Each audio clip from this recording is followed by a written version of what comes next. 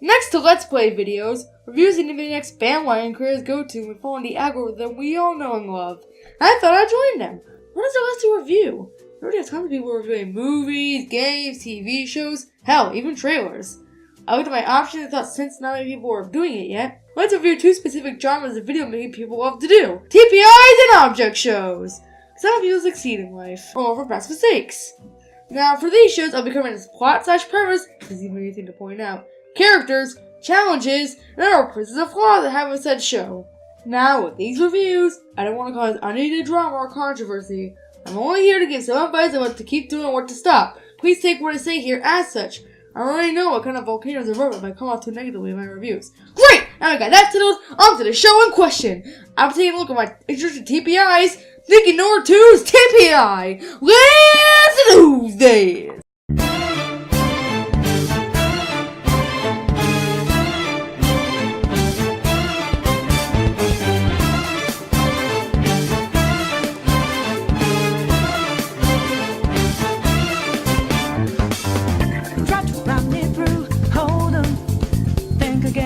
Don't you know what you're starting? You sure we got that clue? How bad this we go?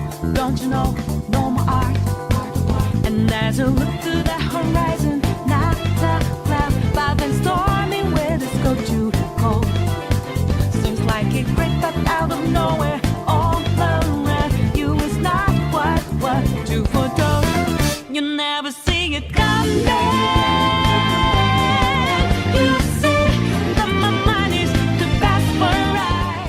Hi, I'm 19. Welcome to Total Pokemon Island.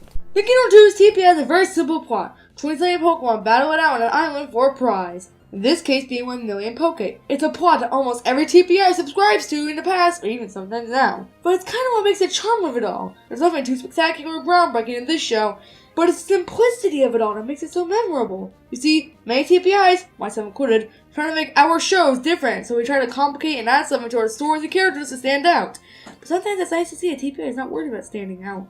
It reminds me of a more simple time in YouTube in general.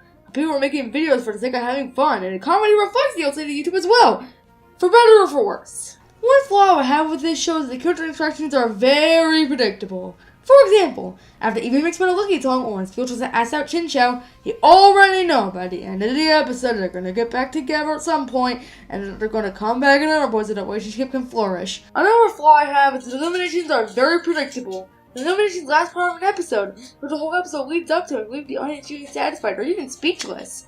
But if you have a bad, quick, or predictable elimination, you need to watch it feeling let down to make the episode seem not worthy of their time regardless of the quality. And this show has a lot of these. Eliminations like Licky Tongues and Crocodile Wigglytuffs, where they are eliminated purely for the fact that they lost. Then eliminations that make no sense in the story, like Oddshot Zigzagoon. Luckily, the eliminations got better as the series went on, and getting more and more satisfying or comical. Even if the romances are lacking, eliminations early on are unsurprising, the story is still an important part of TPI history and can still stand on its own with its charm and simplicity. Wow! So how's everyone doing, brah?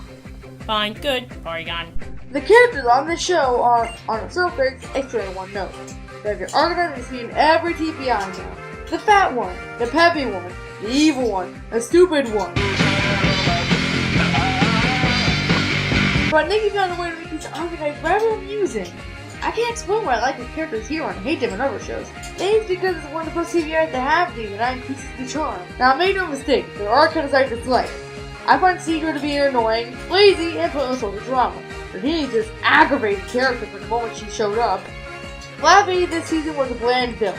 And if anyone remember Magbeast, the Magbeast sucks, oh my god. There are some characters I like too. Trico, Chimchar, Cheryl, and Luigi were entertaining. Honchkrow was the closest we got to a three-dimensional character on this show. And for how tiresome the trope is now, Raichu is an enjoyable host.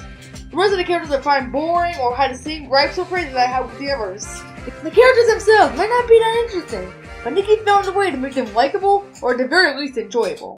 I want you to devour yours, and the last camper in here wins the challenge for their team. So you know what I said about the character? The characters on this show are, on a surface, extra in one note. Yeah, same goes for challenges here. Now the summer challenge is here and there. like Capture 25's Toy Challenge and Capture the Flag, just to name a few. But for the most part, those challenges ripped straight off of Total Drama. You name one, Nikki probably had it. Awake-a-thon, dodgeball, talent show, cliff tripping, eating challenge, fear facing, last challenge, obstacle course, the list goes on! Even Nikki pointed out his 1-year anniversary video. Don't be like me. Don't do your second, third, and fourth episode after TDI. Now, what I did is, for the 7th challenge, jumping off the cliff, that was the first challenge in TDI, so you may be using the same challenge, but you know. And wow, it is in a different order. Still changing in terms of unoriginal and add almost nothing new to them. I'm not saying you can't do unoriginal challenges, but try to add a brand new spin on them, which Nikki for the most part does not. I'm not talking about the challenges themselves. How's the execution? It's okay. It has that charm Nikki brings, but it also usually has a predictable or confusing outcome, which leads to the eliminations leaving more to be desired. The original challenges are still there and can be very enjoyable. It's just the others that leave an uninspired feel for the episode. Hey guys, what's up? Nothing much. Trap. Is that all he says? No. In this section, I'll be naming the show's pros and cons. Let's start with the pro, the comedy. It's very hit and miss, but when it hits, it hits pretty well. We're not there for the comedy dialogue base, and Nikki does this pretty well. The feel of it. It shows a certain 2009 charm with it. It makes you feel like you can make a show like this, which is nice. Certain characters. The characters themselves can be extremely hit or miss, but it hits pretty hard with specific characters, such as Looky, Hardcrow, Granador, and Trico. The simplicity. This goes for what I said earlier. TPIs these days have tried to be the next big thing in terms of editing, characters, and writing. But sometimes simplicity can be just as great. While watching the show, it brought back so many memories of both watching the show back then to YouTube at the time. There was no set precedent for TPI back then. No one was saying what you can or cannot do with the genre. It was just a kid commentating in front of his PowerPoint file. But it sadly leads to the first con. I plan on leaving because it's good for the team, but on the first episode? The improv! Yeah, Nikki can't improv at all. Catherine repeats phrases / words often, awkward pauses, and slip-ups all over the place. Though it did get better over time, it does make watching the audio episode kind of a chore. The voice quality! Holy mother of milking was this distracting. Look, I understand that it might changes have to happen, that improvement is necessary, but even with that being said, you're still going to run into this problem one way or another. It was way too noticeable when watching each episode back to back.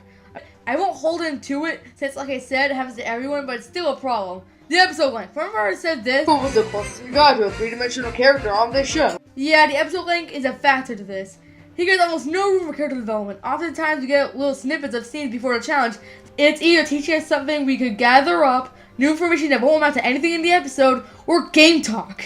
Oftentimes just Hancho gets the occasional scene of him just talking. But it could have also have been given to another character who did it more than them. Speaking of which, hypnotism! I hate this plot point in any TPI. It is a lazy way for someone to get eliminated, and it is no different in this show. Just never do hypnotism. It's no way to get rid of a kid that could have been developed much more. And finally, the powers are mostly towards the Swine of his Suicune thing. When Suicune came in and gave Swine the power of ice, it got to his head and made him power hungry. Not only is it a dull way to gain Swine of personality, it's also very predictable, and you'll know how the outcome will be. And that's how the cons I have. On the conclusion! And there you have it. Oddish is the first one voted off TPI. In conclusion, Nikki's TPI is a very flawed but enjoyable show. It has many problems, don't get me wrong. Most of his characters are forgettable archetypes, his eliminations are foreseeable, and the writing's not the best out of any. But it wasn't trying to be. It's what reviewers call a B series. This is a series that's supposed to expect anything great out of and hopefully come out feeling something. It does have nostalgia for me since my introduction to TPIs after all, but I can still see the problems while I also see the good things at the same time. If you're looking for a dialogue humor-based TPI, not trying to be extraordinary, you should give it a watch. You'll have a good time. But if you're looking for an expansive TPI that'll give you memorable characters and surprises galore, you'll be disappointed. This is Alodahan, and look forward to the next review. You're tackling Lego Boy and Jay's to Object Tour. See you then!